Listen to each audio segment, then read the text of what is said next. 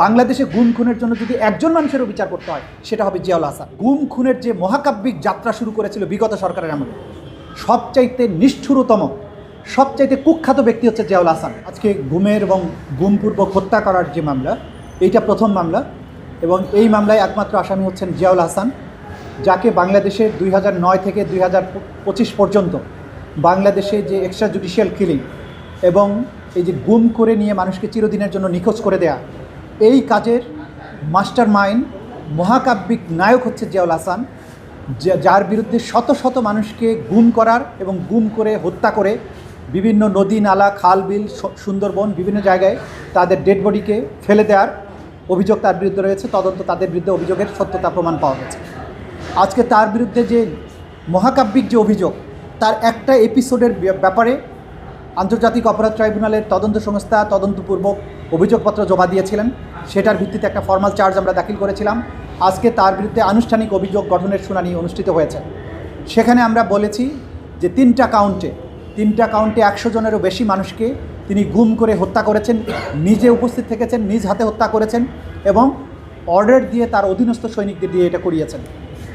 তিনি যখন র্যাবের ডাইরেক্টর ইন্টেলিজেন্স হিসেবে দায়িত্ব পালন করতেন, সেই সময় থেকে শুরু করে এডিজি অফিস হয়ে যতদিন দায়িত্ব পালন করেছেন, সেই সময়কালের মধ্যে বাংলাদেশের বিভিন্ন জায়গা থেকে ভিন্ন মতাবলম্বী রাজনৈতিক কর্মী, শেখ হাসিনা সরকারের জন্য হুমকি হয়ে ওঠা ব্যক্তিবর্গ এবং এই গুম খুনের ব্যাপারে যারা সাক্ষী ছিল, যারা এগুলোকে দেখেছে, বিশেষ করে আলকাস মাঝির কথা আমি যদি বলি, যে আলকাস মাঝির ট্রলারটাকে সে ভাড়া করেছিল এই চরদুয়ানি হয়ে বলেশ্বর নদীর দিয়ে সমুদ্রের মোহনায় গিয়ে লোকদেরকে হত্যা করে লাশ ফেলে দেওয়ার কাজে তার ট্রলার ব্যবহার করা হতো।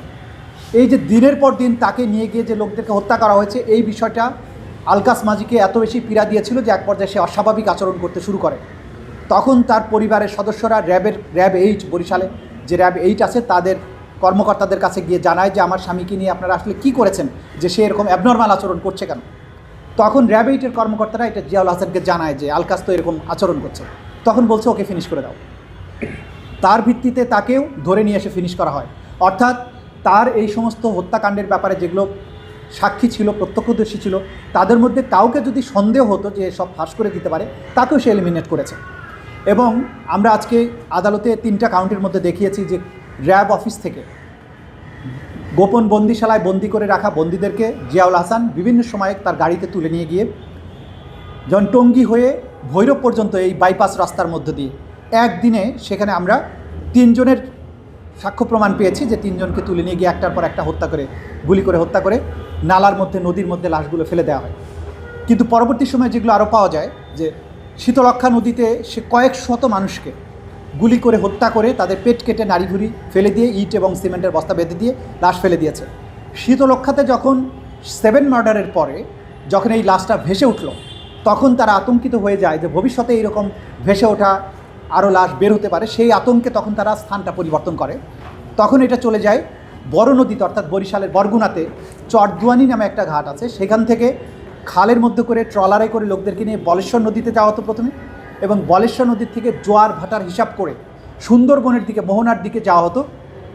এবং যেখানে গিয়ে গভীর সাগরে যে অংশে লাশটা ফেললে লাশগুলো পুনরায় ভেসে ওঠার কোনো আশঙ্কা নেই, সেরকম জায়গায় গিয়ে সব বন্দীদের হাত পা বাঁধা অবস্থায় তাদের জমটুপি পরানো থাকতো, তাদের জমটুপিটা খুলে মাথার সামনে একটা বালিশ রেখে তারপরে তাদেরকে গুলি করে হত্যা করা হতো। বুকের সামনে বালিশ রেখে বুকে গুলি করা হতো। এরপরে মরে যাওয়ার সাথে সাথেই তাদের পেটটা কমান্ডো নাইফ দিয়ে চিরে ফেলা হতো, নাড়ি ভুড়িগুলো ফেলে দেওয়া হতো, ইটের বস্তা সিমেন্টের ব্লক বেঁধে ধাক্কা দিয়ে ট্রলার থেকে ফেলা হতো। এই যে নারকীয় হত্যাযজ্ঞ, এগুলো যারা সাথে থেকে এগুলো প্রত্যক্ষ করেছেন, যে সমস্ত মাঝিরা ছিলেন তারা এখানে সশরীরে সাক্ষী দিচ্ছেন, যে সমস্ত অফিসাররা তার সাথে গিয়েছিলেন তাদের অনেকেই সাক্ষী দিয়েছেন। এবং এর মাধ্যমে তারা বলেছেন যে এই সব লোকদের পরিচয় আমরা জানতাম না।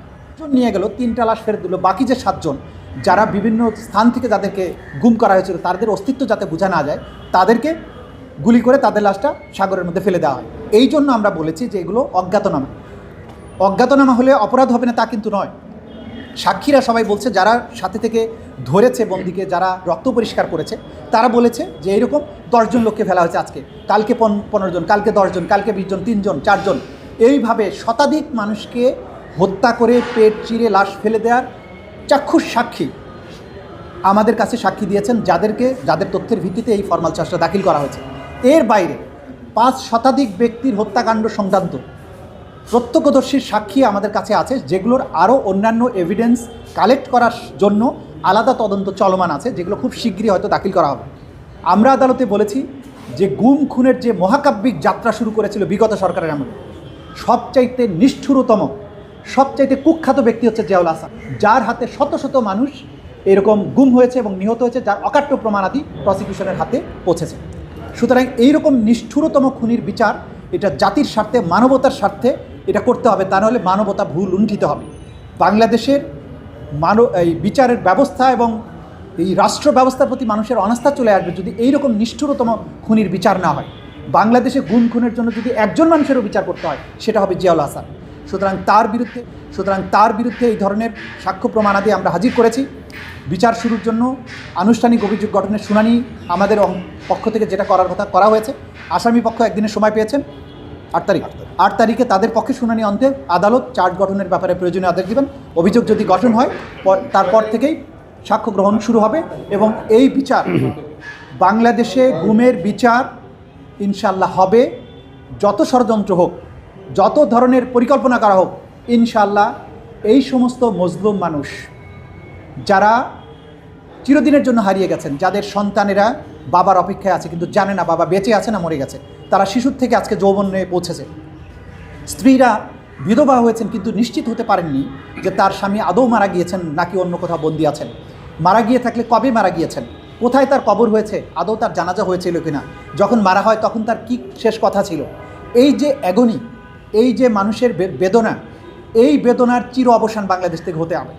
সেই কারণে আমাদের প্রসিকিউশন বা এই রাষ্ট্র এই বিচারের ব্যাপারে ব্যবস্থা গ্রহণ করেছে। বিচার হতে হবে বাংলাদেশে, এই বিচার অবশ্যই হবে এবং ন্যায় বিচার হবে। বাংলাদেশ থেকে গুম, এইভাবে চিরদিনের জন্য হারিয়ে যাওয়া, এক্সট্রা জুডিশিয়াল কিলিং, গল্ফ করা, গেস্টাপো করার মতো নিষ্ঠুর শব্দ ব্যবহার করে এই যে মানুষকে পেট কেটে পেট চিরে নদ নদী খাল বিলে ফেলে দেওয়ার যে সংস্কৃতি, বাংলাদেশে তার কবর হবে, বিচার হবে, এই সমাজ, এই রাষ্ট্র ব্যবস্থা আইনের শাসনের দিকে ফিরে আসবে। আমরা কোর্টে সাবমিশন। মাননীয় চিফ আপনি বললেন, ওখানেও বললেন যে ওনারা চায় না বিচারটা হোক, বিচারটা না হোক, আবার এখানে ষড়যন্ত্রের কথাও বলছেন। তেমন কিছু কি চলছে আসলে? দেখুন, আসামি তারা জানে, যারা অপরাধ করেছে তারা তো জানে যে তারা অপরাধ করেছে, তারা চাইবে বিচার যাতে না হয়। সুতরাং বিচারকে পিছিয়ে দেয়া, নানান অজুহাত দেখানো, ভবিষ্যতে আমি এই দরখাস্ত ফাইল করিব, আমি এটা করিব, সেটা করব, সেই কারণে আমাকে সময় দেওয়া, মানে যেটা তার মাথায় আছে সেটার ভিত্তিতে কাল্পনিক পদ্ধতিতে তারা একটা দরখাস্ত করার কথা বলে কোর্টের কাছে টাইম চাচ্ছেন। দিস ওয়ে দ্যাট ওয়ে মামলাকে ড্র্যাগ করার চেষ্টা করছেন। কিন্তু আমাদের আইন সুস্পষ্ট যে এখানে কোনো অ্যাডজর্নমেন্টের কোনো ব্যবস্থাই নেই, আইনটা সেভাবে সুনির্দিষ্ট করা হয়েছে।